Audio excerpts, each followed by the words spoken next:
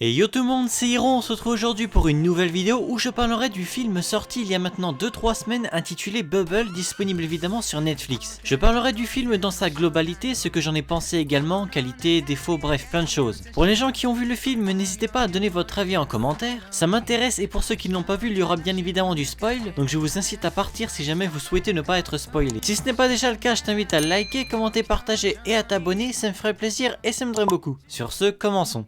闇を払って闇を払って夜の帳が生み出ら合図で愛出して回る感情線ざれ言などは吐き捨て言い方まだ止めないでまだ止めないで誰より乗せとってる街に生まれ仕事しないものになったで呪い呪われた僕の未来を Dans un Tokyo où la gravité n'existe plus, un garçon et une fille se voient attirés l'un par l'autre. L'histoire se situe à Tokyo, après que des bulles ayant brisé la loi de la gravité se sont déversées sur le monde. Désormais coupée du monde extérieur, Tokyo n'est plus la capitale qu'elle était. La voici devenue un terrain de jeu pour tout un groupe de jeunes ayant perdu leur famille, qui se divertissent en formant des équipes de parcours, sautant d'immeuble en immeuble. Ibiki, un jeune as connu pour son style de jeu dangereux, commet une maladresse et bascule dans la mer qui pèse sur la gravité. Il est sauvé par Uta, une fille possédant de mystérieux pouvoirs. Ces deux-là entendent alors un son qui n'est audible que par eux. Pour quelle raison Uta est-elle apparue devant Ibiki? Leur rencontre va conduire à une révélation qui pourrait bien changer le monde.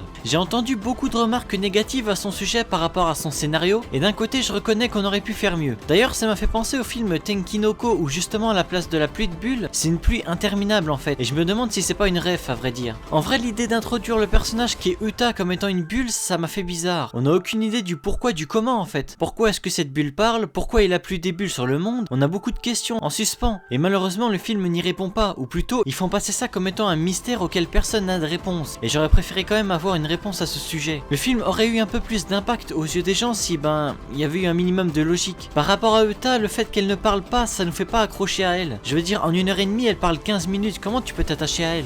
Elle aurait parlé depuis le début, je pense que le personnage aurait été plus intéressant. Ok, elle est mignonne, on voit qu'elle tient à Ibiki, mais c'est tout. Son objectif finalement c'était de se rapprocher de lui. Un flashback aurait été je pense le minimum pour apprendre à la connaître. Je dis pas que le film était nul, au contraire, moi j'ai beaucoup aimé, mais on aurait pu avoir une histoire plus convaincante. Par contre, le visuel est assez époustouflant, disons-le clairement. Beaucoup de ressemblances à l'anime Vivi, je sais pas si c'était une ref aussi, mais très beau visuellement. Un grand merci à Wit Studio pour le travail incroyable. Musicalement parlant, c'est masterclass, les musiques sont hyper belles, aucun son n'est mauvais, les gens qui s'occuperont de traduire les paroles auront du boulot, mais ça vaut le coup. Le réalisateur est Araki Tetsuro, donc pour ceux qui ne le connaissent pas, c'est celui qui a réalisé les saisons de SNK, Death Note et même Guilty Crown. Et il y avait également des gros noms à ses côtés. Pour la musique, on a eu du Hiroyuki Sawano, connu pour les OST d'SNK avec celle de 86 également. Yves, celui qui a fait l'OP de Jujutsu, était également présent pour faire l'opening du film. Bref, tout un tas de beaux gosses. Mis à part le scénario un peu bancal, j'ai trouvé le film très cool. Ça vaut le coup de le voir, rien que pour le visuel et les musiques je pense. Ceux qui ne l'ont pas vu, laissez-vous tenter, je pense que ce film a des aspects qui pourraient bien vous surprendre. Si je devais mettre une note, je pense que je mettrais 7,5 sur 10. Le film dure 1h40, sorti le 28 avril 2022 sur Netflix. Il a pour genre mystère, romance, et pour thème adolescence, amitié et catastrophe naturelle. Bon et bien voilà, nous arrivons à la fin de la vidéo, j'espère qu'elle vous aura plu. Même si le scénario est pas forcément à la hauteur du staff derrière lui, ça vaut quand même le coup de voir le film, ne serait-ce que pour le visuel qui est quand même indéniable, et pour ses OST incroyables. Et puis c'est un film, c'est pas un animé avec 12 épisodes. En 1h40 il est fini, regardez-le et puis si ça vous plaît pas, vous aurez quand même essayé. Sur ce, n'hésite pas à liker, commenter, partager et à t'abonner, ça me ferait plaisir et ça m'aiderait beaucoup. Et moi je te dis à plus pour une prochaine vidéo.